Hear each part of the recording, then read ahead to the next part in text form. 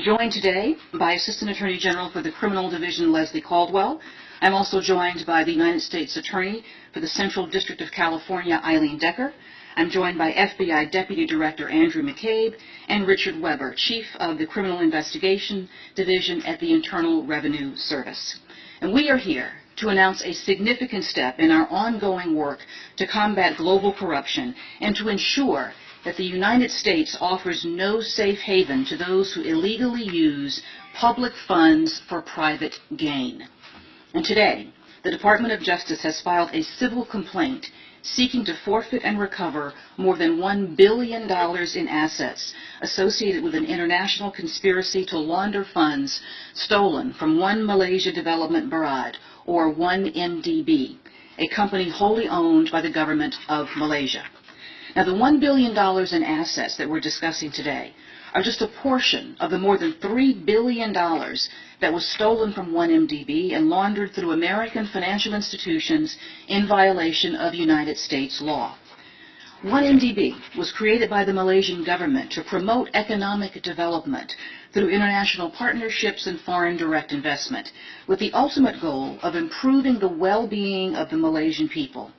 But unfortunately, sadly, tragically, a number of corrupt 1MDB officials treated this public trust as a personal bank account. Now, our complaint alleges that from 2009 through 2015, these officials and their associates conspired to misappropriate and launder billions of dollars from 1MDB. And as my colleagues will explain in further detail, the co-conspirators laundered their stolen funds through a complex web of opaque transactions and fraudulent shell companies with bank accounts in countries around the world, including Switzerland, Singapore, and the United States.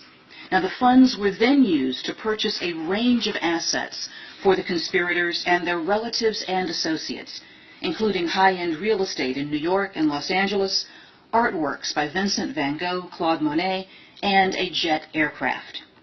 Today's case is the largest single action ever brought by the Department's Kleptocracy Asset Recovery Initiative, which was established by Attorney General Eric Holder in 2010 to forfeit the proceeds of foreign official corruption and, where possible, to use the recovered assets to benefit the people harmed.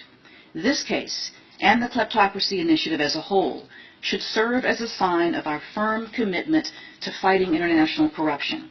And it should also send a signal that the Department of Justice is determined to prevent the American financial system from being used as a conduit for corruption. And it should make clear